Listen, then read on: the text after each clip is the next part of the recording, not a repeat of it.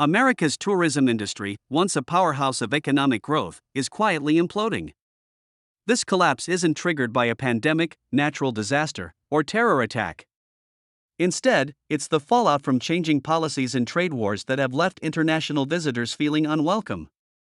The consequences are staggering. In 2019, international visitors spent over $230 billion in the U.S., but by 2025, that number is expected to drop below $169 billion, a $12 billion loss in just 1 year. This massive decline reflects a shift not just in travel habits, but in global relations and America's openness to the world. As America pursues an America First foreign policy, many countries have issued travel advisories urging their citizens to reconsider trips to the U.S. Allies and longtime visitors alike are pulling back. Canada, historically the largest source of foreign tourists to the U.S., saw tourism drop nearly 20% this year after tariffs imposed on Canadian goods led to official discouragement of travel to America.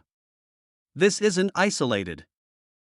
Visitors from Mexico, the UK, France, Japan, and Germany are also visiting less, with total international arrivals expected to fall by nearly 9%. That's billions of dollars in lost spending that once fueled hotels, restaurants, airports, and countless small businesses across the country now flowing to other global destinations. This decline is driven by more than tariffs and trade retaliation, it's also about diplomatic fallout. China, once a booming source of tourists, has issued travel warnings to its citizens due to growing hostility and economic tensions. Europe is retaliating with stricter visa policies and cutting promotional efforts for U.S. destinations. Behind closed doors, some governments are discouraging their citizens from traveling to America altogether. Booking data clearly shows fewer Europeans are visiting the U.S., while American tourists are increasingly going abroad instead. It's a clear shift in sentiment tied directly to rising trade tensions. At the same time, America's borders have become more difficult to navigate for foreign visitors.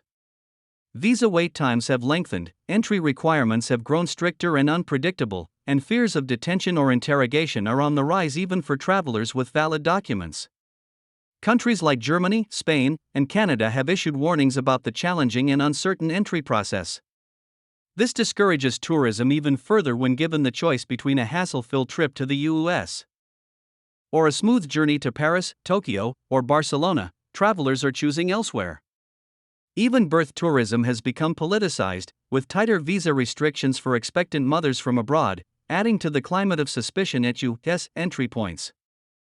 The impact is being felt everywhere from small border towns like Sault Ste. Marie in Michigan, where hotel bookings have plunged over 70%, to popular destinations like Flagstaff, Arizona, and Las Vegas, which have seen significant drops in foreign visitors.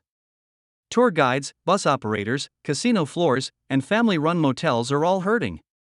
This is more than lost revenue, it's lost jobs, lost livelihoods, and a damaged American image on the world stage. Airlines are adjusting too. European carriers such as Lufthansa, British Airways, Air France, and Iberia are reducing flights to American cities, reallocating resources to markets with stronger demand. U.S. carriers are bracing for lighter passenger loads. Operating costs have soared due to tariffs on aircraft parts and fuel, logistics disruptions, and increased maintenance expenses. Flights have become more expensive to operate but are filling fewer seats, a tough combination that deepens the crisis. Economists warn that these policies could push U.S. GDP growth down to about 1.4% while raising core inflation close to 4%, meaning Americans will have less disposable income to spend on travel, dining, and entertainment. In effect, tariffs are acting like a hidden tourism tax, paid by workers in hotels, restaurants, taxis, and all across the travel industry rather than by those who set the policies. Meanwhile, competitors are not standing still. Countries like France, Spain, Mexico, Japan, and Australia are actively courting the tourists America is losing. They are offering fast-track visas, streamlined entry processes, discounts, and welcoming campaigns designed to attract travelers who once prioritized the U.S. This simple message of hospitality and openness is exactly what America is missing right now. Analysts warn this downward trend won't reverse quickly. The U.S. may not fully recover its share of the global tourism market until 2029, meaning years more of lost jobs, income, and global influence. But this decline isn't inevitable. Changes are possible. Visa policies can be modernized, border screenings streamlined, trade relationships repaired, and diplomacy renewed. America's tourism industry thrived for decades because it embraced openness, freedom, and hospitality. It can again, but it requires more than words. It needs concrete action. As the world's tourism train accelerates toward recovery and growth, America risks being left behind, losing its place as a top destination. Without urgent changes, the damage will deepen, and the benefits of tourism, the jobs, the economic growth, the cultural exchange will flow elsewhere. The choice is clear: return to openness and welcome visitors with open arms, or continue down a path of isolationism and watch a vital industry crumble.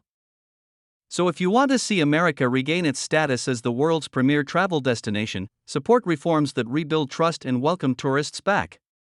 This is a story with real stakes for millions of Americans, from hotel clerks to taxi drivers, and it deserves attention. Thanks for watching, and don't forget to subscribe to my channel for more updates and deep dives into the issues that matter most.